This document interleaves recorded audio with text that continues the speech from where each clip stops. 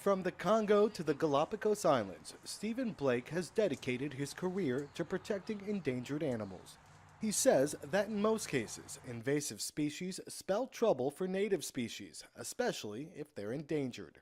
While introduced species in general are generally a bad thing for Galapagos ecosystems and any ecosystem, there are bits to that story there are nuggets in that story that make it a little bit more complicated. That complication comes in the form of giant Galapagos tortoises. For them, non-native grass and fruit species appear to be putting a spring in their step.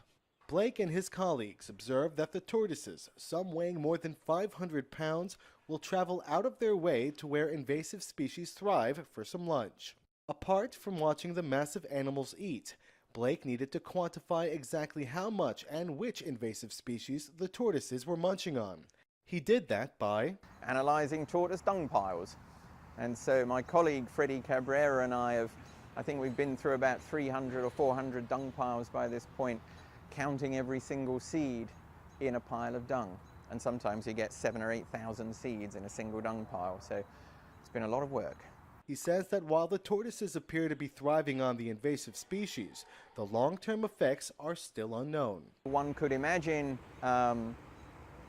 tortoises modifying potentially their migration and their movement behavior through, spatial memory and things like that. Well, suddenly there's a nice new patch of nutritious stuff here that didn't exist 10 years ago.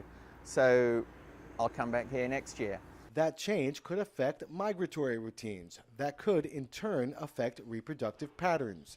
But to answer those questions, Blake says only time and a lot more dung will tell.